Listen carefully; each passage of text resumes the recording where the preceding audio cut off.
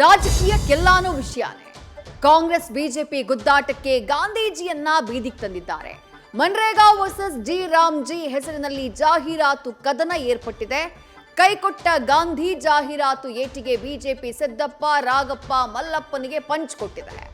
ಕಾಂಗ್ರೆಸ್ ಪಡೆ ದೂರನ್ನ ನೀಡಿದೆ.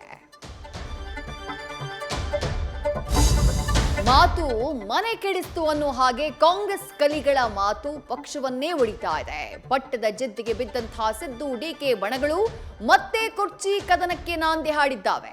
ಬಜೆಟ್ ಬ್ಯುಸಿನಲ್ಲಿರುವಂತಹ ಸಿಎಂ ತಲೆಗೆ ಮತ್ತೆ ಹುಳ ಬಿಟ್ಟಿವೆ. ಯತೀಂದ್ರ ಪಂಚವರ್ಷ ಜಪಕ್ಕೆ ಡಿಕೆ ಬಣ ರಣ ಕೆಂಡವಾಗಿ ಕೌಂಟರ್ ಕೊಟ್ಟಿದೆ. ನಮ್ಮ ಮೆಟ್ರೋ ಬೆಂಗಳೂರಿನ ಜೀವನಾಡಿ, ಆದ್ರೀಗ ದರ ಏರಿಕೆ ಮಾಡಿ ಜನರ ಜೀವ ಹಿಂಡ್ತಾ ಇದೆ. ದೇಶದಲ್ಲೇ ಅತ್ಯಂತ ದುಬಾರಿ ಮೆಟ್ರೋ ಅನ್ನುವಂಥ ಅಪಖ್ಯಾತಿಗೆ ಗುರಿಯಾಗಿದೆ. ಟಿಕೆಟ್ ರೇಟ್ ಹೆಚ್ಚಿಸಿದ್ದಕ್ಕೆ ಪ್ರಯಾಣಿಕರು ಸಿಡಿದೆದ್ದಿದ್ದಾರೆ. ಮೆಟ್ರೋ ಬಾಯ್ಕಾಟ್ ಅಭಿಯಾನಕ್ಕೆ ಜನ ಕರೆ ಕೊಟ್ಟಿದ್ದಾರೆ. ಕಮಲಾಕರನ ಕಾಮದಾಟಗಳು ತೆರೆದುಕೊಳ್ತಾ ಇವೆ.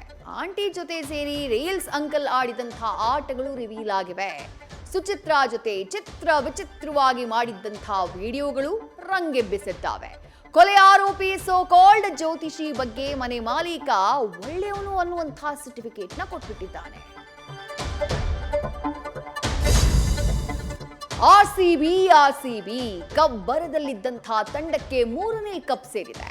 ವುಮೆನ್ಸ್ ಪ್ರೀಮಿಯರ್ ಲೀಗ್ ನಲ್ಲಿ ರಾಯಲ್ ಚಾಲೆಂಜರ್ಸ್ ಬೆಂಗಳೂರು 2ನೇ ಕಪ್ ಅನ್ನ ಗೆದ್ದಿದೆ. ಸ್ಮೃತಿ ಮಂದಾನ ಕೆಚ್ಚೆದೆಯ ಆಟ, ಕುಗ್ಗದ ನಾಯಕತ್ವಕ್ಕೆ ಗೌರವ ಸಂದಿದೆ. ವೈಯಕ್ತಿಕ ನೋವಲ್ಲೂ ಛಲ ಬಿಡದ ಸ್ಮೃತಿಯ ಜೀವನ ಗಾಥೆ ಸ್ಫೂರ್ತಿಯಾಗಿದೆ.